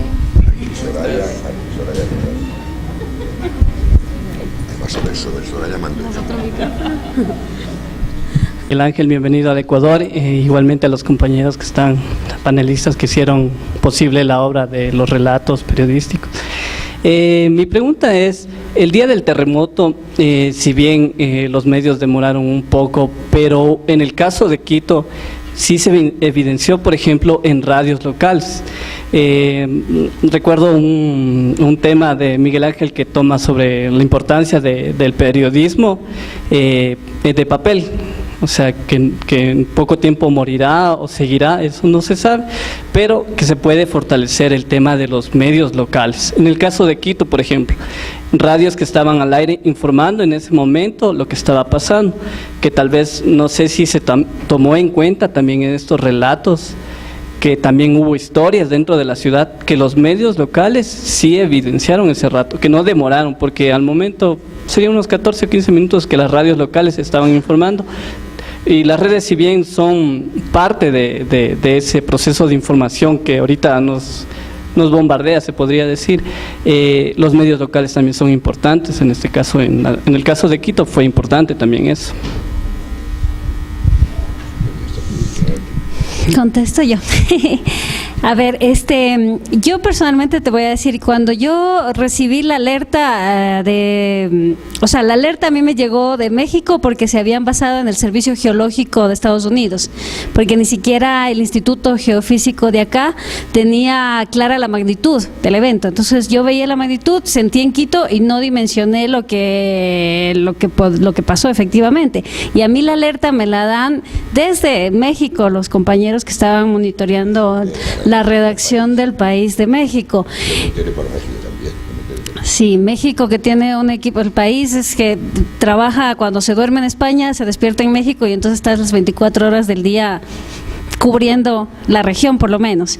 Las radios locales, yo te digo porque yo empecé a buscar información, internet negado, o sea, no, la televisión tampoco. Las radios locales lo que hacían era retransmitir, había gente que se podía contactar y daba testimonios en vivo, sí es cierto, pero no tenías como contrastado, no tenías la fuente oficial, y estando el país como está, tú tampoco podías, o sea, ¿a quién cito? ¿Será verdad? ¿No será verdad? No sé, te queda esa cosa de si no lo veo en la tele, no sé, por ahí dudo que está pasando tal. Entonces las radios, en mi experiencia, repetían los tweets y tal, pero no era una información contrastada. Eso, o sea, yo no me podía fiar de eso, yo me fiaba de la fuente oficial, que en este caso falló, y entonces la única forma era tratar de llegar ahí, palparlo por lo más pronto posible y tratar de transmitir lo que veíamos. No sé si tú, bueno, antes había dicho él que los medios locales de Manabí, pues hubo un apagón, que tampoco había como esa... Yo quiero destacar algo en tu pregunta, es que finalmente la radio evidenció que puede ser mucho más inmediata y solvente que la televisión, porque aquí están esperando que maquillen al presentador, ¿no? Y que lo iluminen bien, están preocupados más de la forma que del fondo.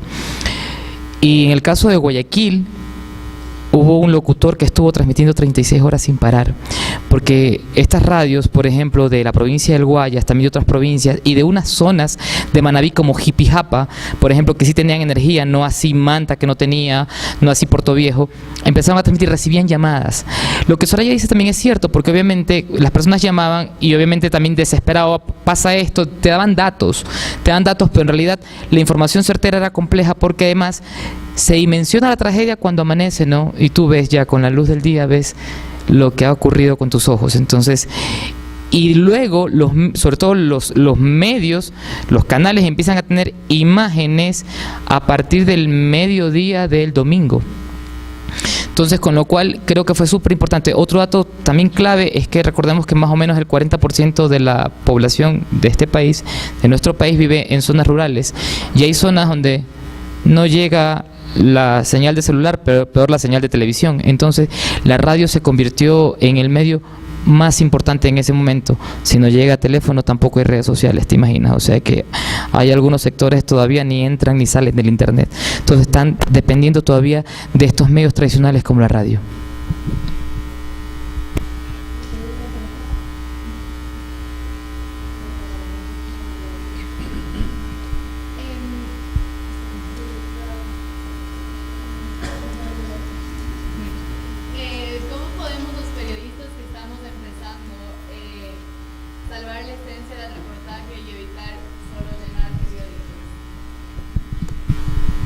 Ay, la hostia, ¿y cómo quieres que te conteste yo eso?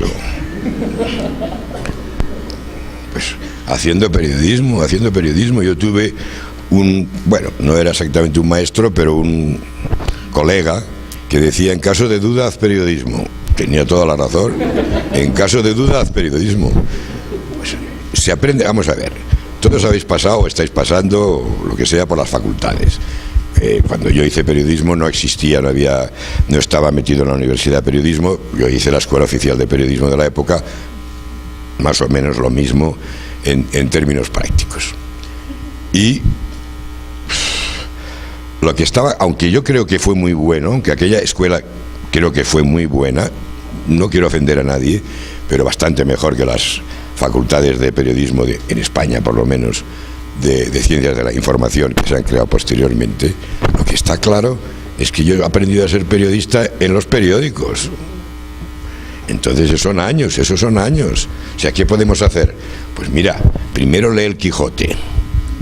Incluso yo diría que primero el Lazarillo de Tormes y luego el Quijote.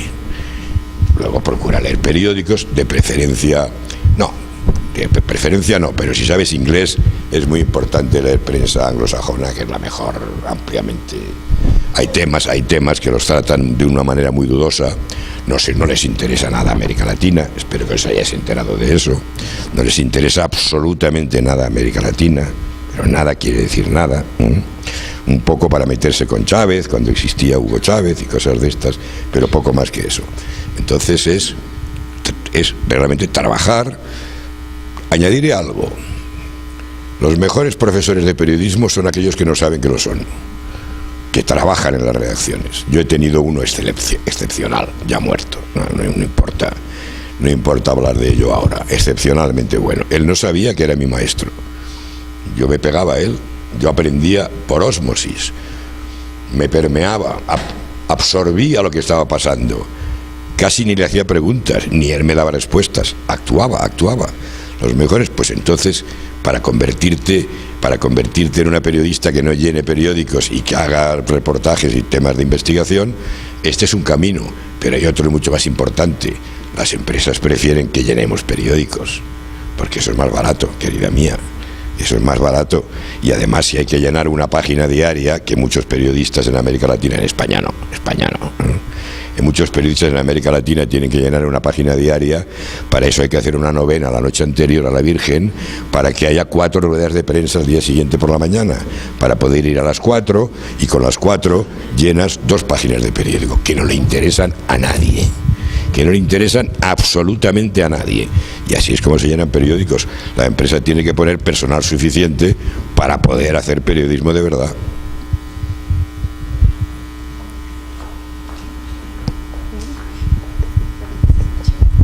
Hola, buenas noches con todos.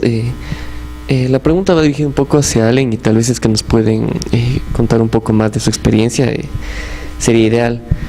Al momento que dice tu intervención, hablamos un poco de esto de la censura al derecho de la información, que tal vez se mitificó un poco por desconocimiento, no sé si de los medios de comunicación o de los periodistas, porque, como dijo San, no estaba establecido que por el estado de excepción que estábamos pasando había esta censura. Tal vez sin querer se cayó en un estado de prohibición, pero muchos periodistas y muchos medios de comunicación utilizaron las redes sociales. Mi pregunta sería, ¿qué tan importante o qué tan efectivas es el uso de las redes sociales para el periodista en una situación catastrófica? Te voy a hablar de la primera parte, básicamente de la legislación local. Y luego el tema de las redes sociales, aquí el maestro Bastenier. La primera parte, mira, resulta como nos espantan tanto con el cuco, que es la ley de comunicación, entonces obviamente nosotros ya a priori decimos nada se puede publicar. ¿Por qué? Pero hay una cosa que es la ley de comunicación y su reglamento, y hay otra cosa que es el artículo 164 y 165 de la Constitución, que habla del estado de excepción, y una de las facultades del Ejecutivo, en este caso el presidente, es la censura previa. Pasó con el Cotopaxi, es el, digamos que el know-how que teníamos, ¿de acuerdo? Entonces, casi que toda la información tenías que enviarla a la SECON, que así lo establecía el decreto de excepción, porque había censura previa. En este caso, yo creo que lo dijo Soraya, fueron tan lentos, reaccionó tan lento el gobierno hasta que hasta para censurar reaccionaron mal. Entonces ni siquiera saben censurar. Pero en este caso hubo decreto de excepción, pero no había censura previa. Y tú miras la ley de comunicación, por eso es que yo quisiera, ahora que, insisto, este es un espacio académico, por favor conocerla y conocerla bien. En situación de catástrofe, ¿qué te dicen? Solo dos cosas: evitar el morbo y ser lo más preciso posible. Chao. No te dice nada más. No hay ninguna limitación en ese sentido en catástrofes. Lo otro tiene nada que ver con la ley de comunicación y su reglamento. Lo otro tiene que ver con una norma absolutamente constitucional, y los abogados, aquí como Carlos, te puede explicar básicamente cuál es la sanción si violas el decreto de excepción, pero no había censura previa, que es lo importante. Entonces, lo que yo quiero decir es que nosotros también no hablemos de memoria. Primero conozcamos, leamos esa ley, tenemos que saberla de memoria. Tanto la ley como el reglamento y también la Constitución. Y en el tema de las redes sociales... Intentaré ser conciso porque ese tema da para 7 seminarios. Los grandes periódicos europeos y de Estados Unidos ya no son periódicos de papel que tienen una versión digital. Lo dicen o no lo dicen, pero son periódicos digitales que tienen una versión de papel. Empieza por ahí el tema. Sin estar en las redes sociales estamos perdidos.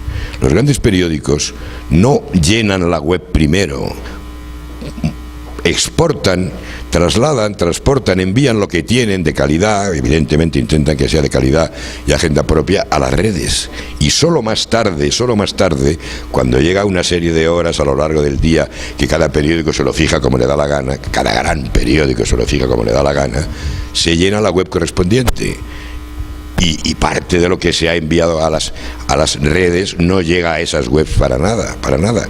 Y mucho más tarde todavía por la noche, y mucho menos material, es el periódico escrito. Sin estar en las redes estamos perdidos, pero que quien dice, y hay mucha gente que lo dice, que las redes son una gran ayuda al periodismo, como mínimo tiene que revisar esa expresión, porque y termino ya, porque lo que está ocurriendo, y yo diría que no mucha gente se da cuenta, es una batalla universal entre la comunicación y la información. El 90%, digo 90% sin saberlo, pero en todo caso no será mucho menos, el 90% de lo que se vehicula en las redes es comunicación, persona a persona. No sabemos quiénes son. Yo no retuiteo jamás a nadie que no sepa quién es, evidentemente. Yo retuiteo marcas y alguna persona, muy pocas, pero que sé quiénes son, que son periodistas y que por lo tanto me fío de lo que dicen. Entonces, ese 90% de comunicación, o el 80%, me da igual, está creciendo mucho más rápido que la lectura de los periódicos en la web y en las redes, Y evidentemente la goma se extiende lo que se extiende, pero hay un momento que no se extiende más. Y cuanto más aumenta la comunicación, más frena el crecimiento, no lo impide, no digo que lo impida, pero más limita el crecimiento de la información. La información, buena, mala o regular, la damos los periódicos, digitales, de papel, de lo que sea. Las redes dan comunicación y hay información también, por supuesto que sí, pero básicamente es comunicación. No hay ninguna garantía de nada en el 80 o 90% del material que circula por las redes. Entonces, en resumen, hemos de estar, sin ellas estamos muertos,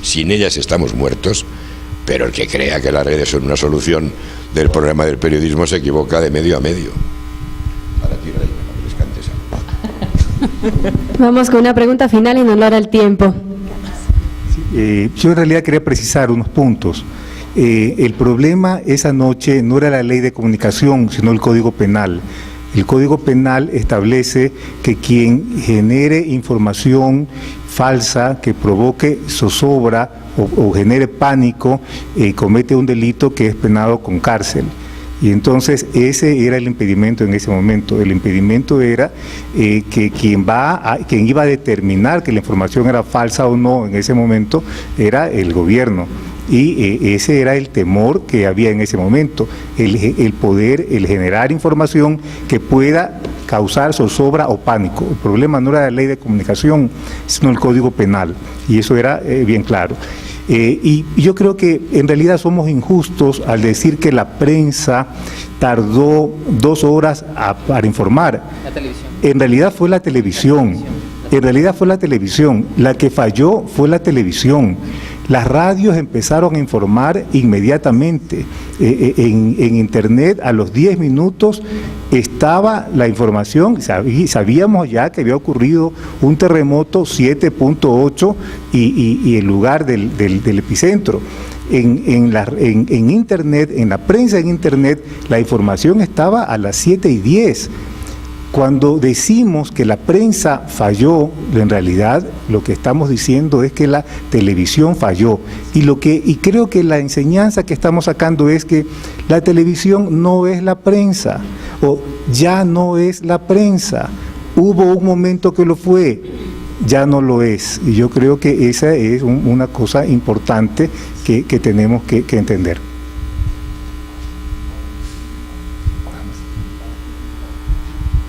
¿Alguna acotación por acá de lo que se ha hablado? Diría simplemente que es verdad lo que estás diciendo, que la televisión se está convirtiendo en el farandulerismo y la distracción, lo que no es negativo por definición. A mí me parece muy bien la distracción, pero las grandes televisiones no hacen eso. La BBC sigue siendo la gran cadena de información mundial. La BBC tiene más de 2.000 periodistas. La BBC es el mejor sistema de información mundial, sin comparación. La CNN, pues no, está bien. Yo no tengo ningún inconveniente en decir que está bien, pero comparado con... Londres sigue siendo el imperio del pensamiento internacional. No es Washington, es Londres. Eso es lo que quería. Muchísimas gracias. Un aplauso para Miguel Ángel Bastenier, por favor.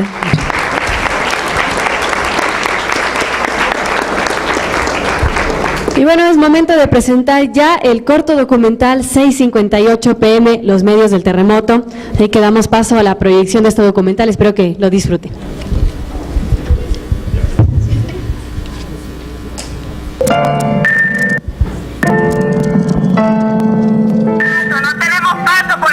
Necesitamos ayuda de urgencia. Fuera de la mina se nos va a ir, porque si llueve se viene ya la creciente, entonces se lleva la escuela y no la queremos perder.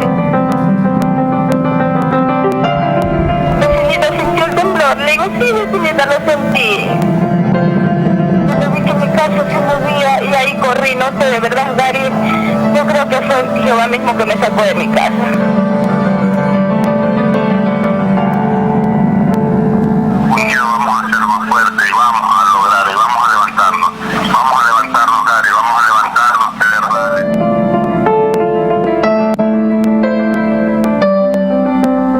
No nos vamos, nos quedamos. El 16 de abril de 2016, un terremoto de 7.8 grados asoló las provincias de Manabí y Esmeraldas en Ecuador. En la zona, al menos 16 medios de comunicación resultaron gravemente afectados, pero ni el peor desastre de las últimas décadas en el país detuvo su trabajo.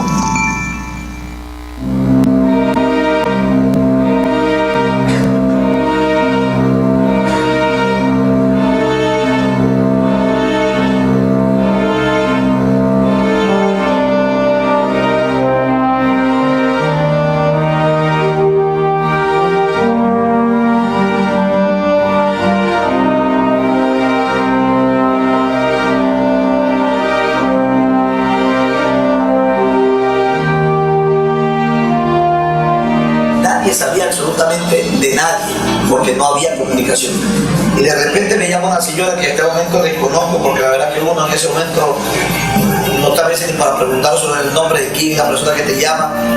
Gary, cuánto me alegra escucharte y saber que estás bien. Y realmente cuando yo vi tu edificio no podía comprender todo lo que estaba pasando. Gary, suelta el llanto. Yo le dije a la señora, ¿por qué llora? ¿Qué pasa? No, dice, es que el escucharlo me dio una alegría inmensa, porque yo estoy llorando la alegría, saber que usted está vivo. Fue verdaderamente determinante para que la gente se calmara. La gente como llamó, eso nos obligó a trabajar 12, 14, 16 horas permanentemente.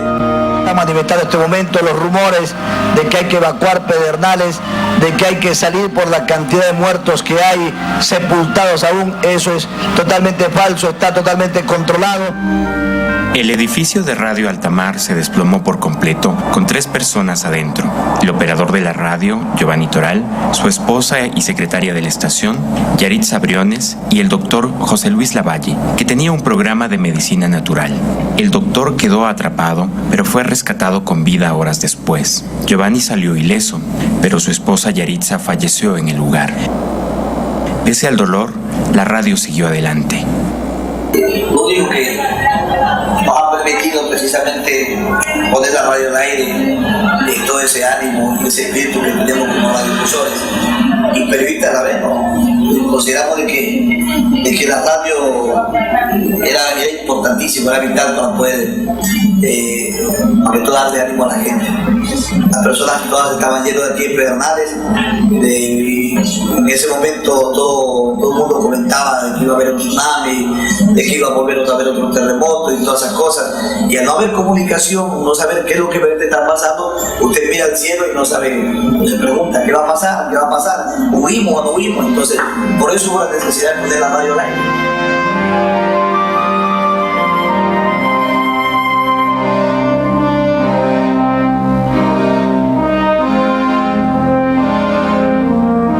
A los 3 días, con un generador eléctrico prestado, en el único cuarto que quedó en pie, improvisaron la estación radial. Informar era su prioridad.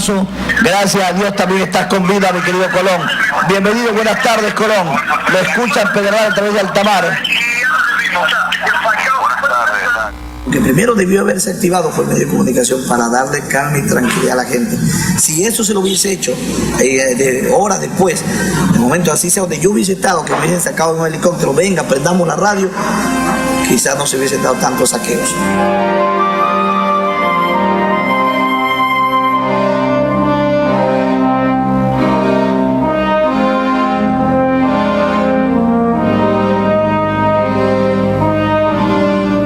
Radio Tropical de Pedernales también se destruyó completamente. El edificio donde funcionaba se derrumbó dejando un solo sobreviviente, Marcelo Cepeda, el dueño y radiodifusor de Tropical.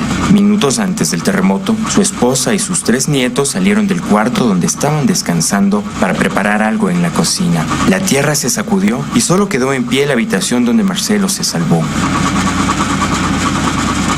Queremos nosotros estar aquí junto a nuestra gente, que en realidad estamos pasando momentos muy tristes. Yo, todas las personas que los seres queridos se fueron ya de este mundo, y esperemos con muchas fuerzas sacar adelante a Pedernales. Esa es nuestra visión, la misión del periodista, la misión de un radiodifusor. Vamos a echar para adelante porque esto no se va a quedar así. Vamos a poner todas las fuerzas nuestras para poder optimizar todo lo que se ha perdido y todo lo que se ha caído, poder reconstruir y tratar de tener un nuevo Pedernales.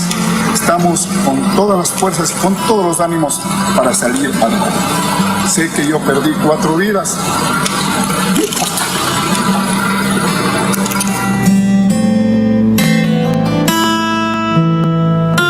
3 semanas después del terremoto, en la casa del director de noticias, Julio César Burbano, Marcelo, junto a sus hijos y algunos colaboradores del medio, se reunieron con el empeño de volver a poner la radio tropical al aire. Su compromiso con su pueblo, que los necesitaba más que nunca, fue más fuerte que el dolor. Al segundo día que fuimos a ver qué había quedado de la radio, solo puedo encontrar estos 2 micrófonos. Esto es lo más importante. Sin esto no somos nada. Esta es nuestra herramienta, esta es nuestra arma. Y esto es lo que nos llena de felicidad. Por lo menos saber que tenemos lo más importante para nosotros, que es las armas. Y esta es, y se convierte en el aliciente para seguir transmitiéndole a la población de que estamos aquí, que estamos vivos. En estos momentos, como tú puedes ver, estamos instalando el enlace. Lo que queremos es que hoy vamos a salir al aire. ¿Hoy van a salir al aire? Hoy vamos a salir al aire, sí. Hoy salimos al aire, así sea que trueno, relámpague. Y la radio es el instrumento que tenemos para ayudar a la población. Que la comunicación es lo más importante.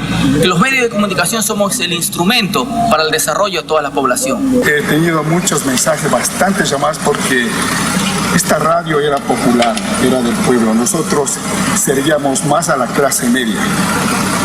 Casi con ellos nos desenvolvíamos y teníamos mucha sintonía en lo que es el campo, el agro, Manavita, una radio netamente popular. Nuestras programaciones eran enfocadas a la gente del agro, a los agricultores, a la gente de escasos recursos económicos.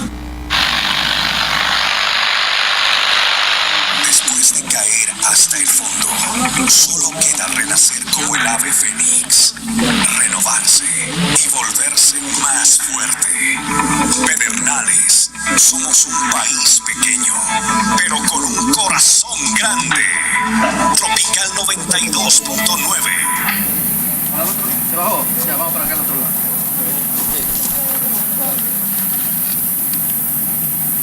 Dale más. Ese día, Radio Tropical no pudo salir al aire. A este medio le tomó casi un mes volver a transmitir.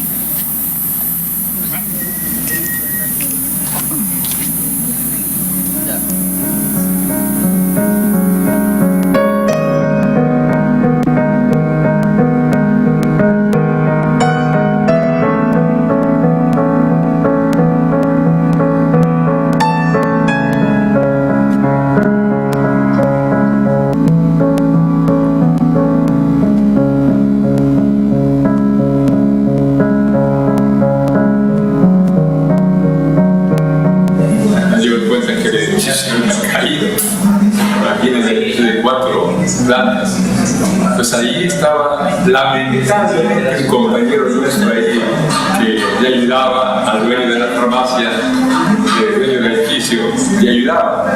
Y justamente, así el destino, justamente se había descansado en ese edificio del señor, del dueño de la farmacia. Y ahí vino el terremoto y lamentablemente falleció.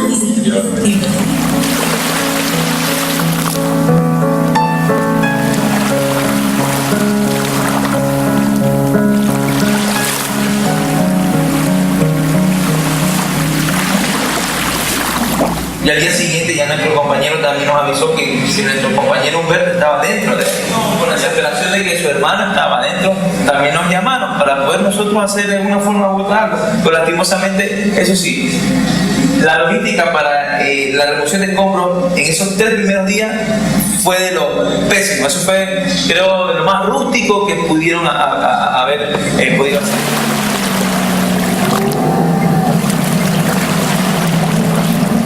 Trajano se refiere al hermano de Julio Barreto, operador de la radio, quien además perdió su casa con el sismo. Él y su familia ahora duermen en la plaza principal de Bahía, pero su labor en la radio continúa después de recuperar los equipos en peligrosas condiciones. Arriesgando la vida de la familia, pues. Y empezó y sacó lo que pudo, pues plata. Sí, es verdad, sí, el pleno colapso era un poquito arriesgado porque el edificio ya caía encima de nosotros y pasamos.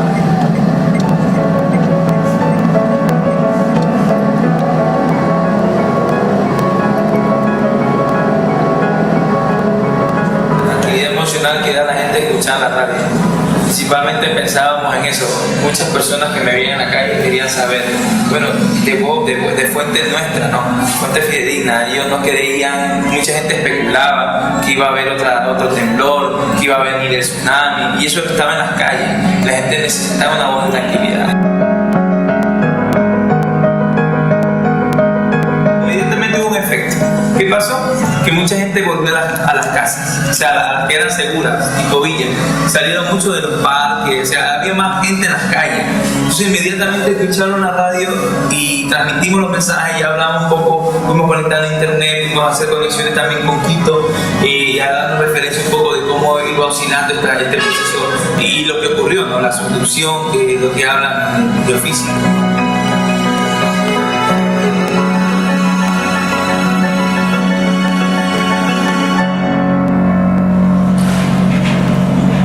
Frente del lugar donde funcionaba Bahía Estéreo se encontraba otra estación, Radio FB. De ella tampoco quedó nada. En este edificio que colapsó el día del terremoto, estábamos en mezanine, estaban los estudios de la FB Radio. Lamentablemente, pues con el terremoto totalmente perdimos totalmente todos los equipos, no se pudo salvar absolutamente nada porque todo el edificio colapsó y nos causó un gran impacto. Y bueno, ahora mi jefe, gracias a Dios, tuvo el impulso de seguir adelante, de seguir trabajando, porque si no, que fuera de nosotros, estuviéramos sin trabajo.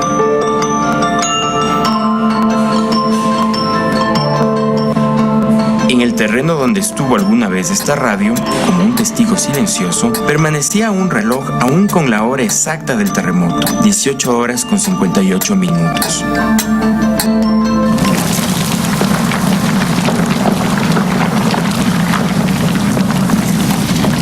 Ahora, lejos de ese lugar y de ese testigo, FB Radio opera en un local improvisado.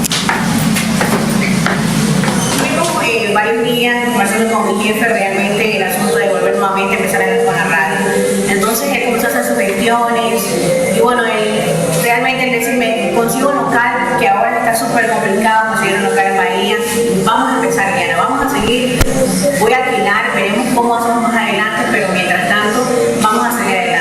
Entonces, llegar el primer día y armar los equipos, nuevamente, pues para nosotros es una satisfacción estar felices porque sabemos que vamos a estar nuevamente trabajando. Y nos comenzaron a llamar apenas ya dimos el número y con las redes sociales, que bien, vamos adelante, sigamos porque hay que seguir adelante, porque entonces eso, vamos adelante, sigamos y aquí estamos para seguir adelante.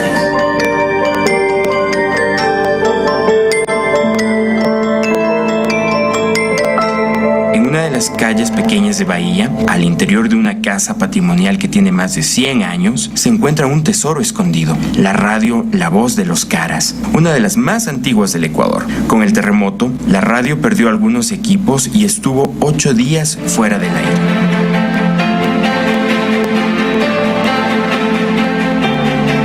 La importancia de un medio es justamente colaborar con un pueblo caído y si está en bienestar, seguirlo apoyando. Yo tengo la idea, y así me la inculcaron, de que esto es un servicio social. Esto no es una empresa para hacer dinero. Yo vivo en una casa, como ustedes ya vieron, construida por mi bisabuelo. Hemos heredado la misma casa de 1894, esto es un patrimonio. Y yo sigo viviendo ahí con ciertas remodelaciones, pero si usted me pregunta qué has ganado, he ganado la amistad, el respeto de la gente, el cariño, es importante. Eso es lo que me lleva, es una familia de 7 hermanos que ya salieron todos, yo me quedé, yo no me quise ir, estando trabajando en La Voz de América, me vine a Bahía.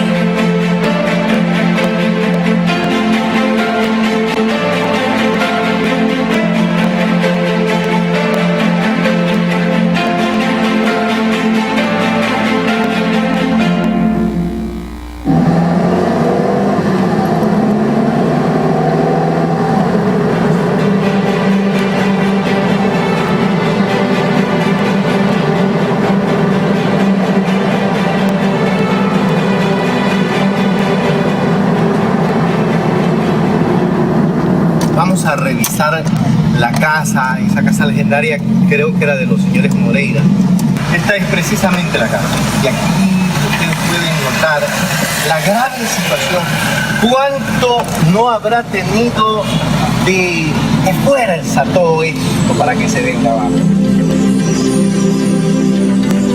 Este es Hechos de Ecuador, un medio digital familiar de Chone, en Manabí, un canal y una radio online que operan bajo riesgo desde esta pequeña casa afectada por el terremoto.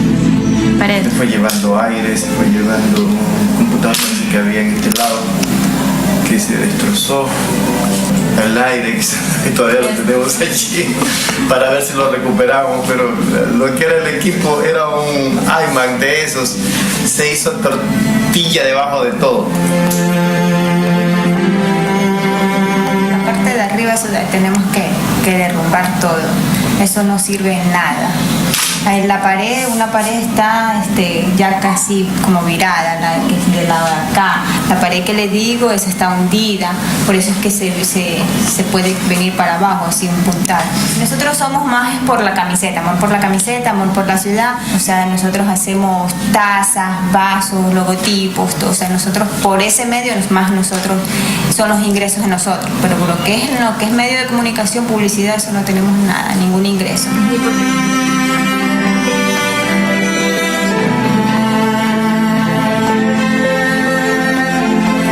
Hicimos fue ir a visitar cada una de las partes afectadas de Chone. Era de llorar. Te cuento, una cosa es lo que tú viste en la televisión y otra cosa es lo que tú vives ese momento viendo casas que nunca pensaste se iban a caer, estaban hacia abajo. A mí me tocó llorar por el hospital porque esa fue una lucha permanente mía de hace 5 años, desde que el hospital aún no existía. Yo peleé por ese hospital para que ese hospital se diera en Chone y eso nos ayudó muchísimo. Entonces verlo así, después de tanta aspiración, todo terminado, se me saltaron las lágrimas y el relacionista público de mí dice, tranquilo, no me puedo quedar tranquilo, y me sentía impotente, ¿no? Bien, este momento vamos a transmitir en vivo. Nuestra familia se ha reunido, ya probablemente no se vea sino la vela para unirnos en oración y en esa oración que todos queremos entregar por todas las personas que cayeron. Aquí tenemos a Nuestra Señora de Guadalupe para orar con ella y para pedir por todas las almas que cayeron.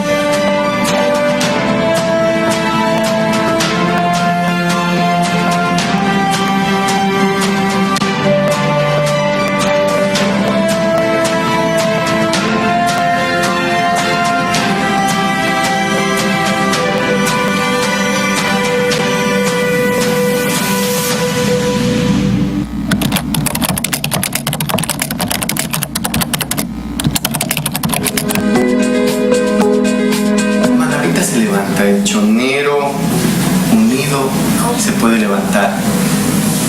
El ecuatoriano se levanta. Yo creo que a nosotros nos ha tocado duro, pero vamos a seguir en esta lucha por entregar comunicación ética. Bahía renace, su gente lo hace. Mi papá solo se ha dedicado a la radio. Se hace nuestra hacha y machete, decimos acá. Mucha gente va a volver. Yo no me he ido, no me voy, no me iré. Quizás algún día, ya cuando yo le decía a mi señora, le decía yo, cuando ella me decía, ¿por qué mejor no encendamos la radio? Vámonos.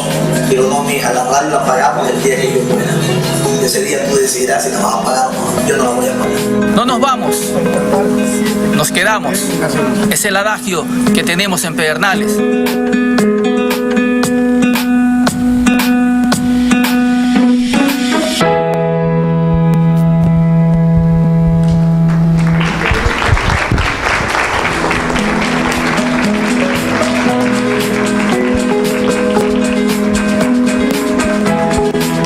Sí, damos por concluida esta noche, damos las gracias a todos los presentes.